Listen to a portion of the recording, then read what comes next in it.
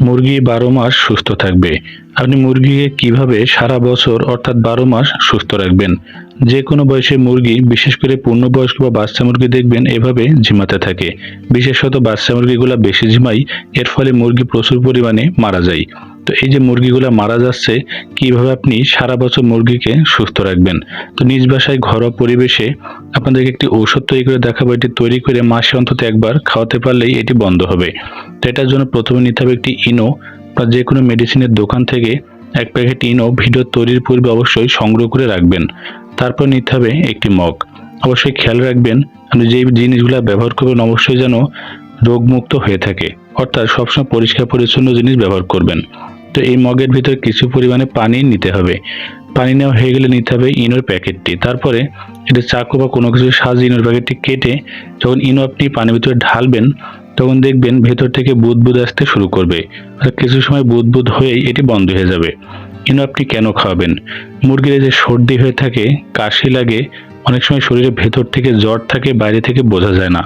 এইসব বিভিন্ন জ্বর বা সর্দি কাশির কারণে মুরগিগুলা ঝিমাতে থাকে। এতে করে মুরগির ইমিউনিটি পাওয়ার কমে যায়, তাই সহজেই যে কোনো রোগে আক্রান্ত হয়।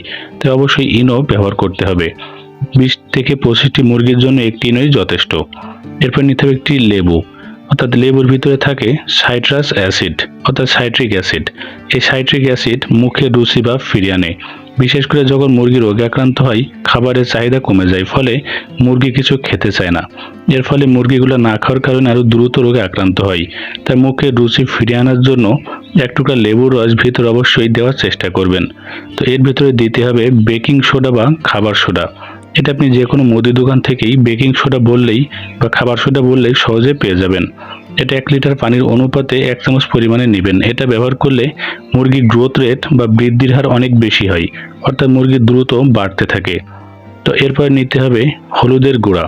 অবশ্যই পরিষ্কার পরিচ্ছন্ন হলুদের গুঁড়া ব্যবহার করবেন। এটি পেটের ভিতরে গিয়ে যে কোনো কৃমি থাকে মুরগির পেটে, কৃমিনাশক হিসেবে কাজ করে থাকে।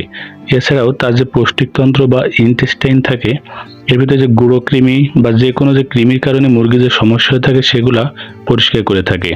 এরপরে এর ভিতরে নিতে হবে কিছু পরিমাণে চিনি, অর্থাৎ গ্লুকোজযুক্ত চিনি। এর ভিতরে থাকে গ্লুকোজ, তাই চিনি খাওয়ালে মুরগির যে শরীরের ভিতরে অনেক সময় শক্তির ঘাটতি থাকে। তো এই গ্লুকোজযুক্ত চিনি খাওয়ানোর ফলে মুরগির শরীরে অনেক বেশি শক্তি যোগায়। তবে একটা খেয়াল করবেন, চিনি খুব বেশি না দেওয়াই ভালো, কারণ বেশি চিনি খেলে মুরগির অনেক ক্ষেত্রে মানুষের মতো ডায়াবেটিসে আক্রান্ত হওয়ার ঝুঁকি থাকে।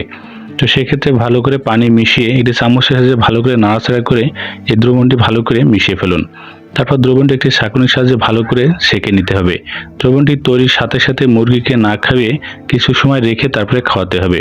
একটি ড্রপের ভেতরে করে এই দ্রবণটি প্রত্যেক মাসে অন্তত একবার করে হলেও আপনি মুরগিকে খাওয়াবেন। তাহলে মুরগি দেখবেন ১২ মাস সুস্থ থাকবে। সর্দি কাশি যে কোনো জ্বর, পেট ফাঁপা থেকে মুরগি অনেক বেশি সুস্থ সবল থাকবে।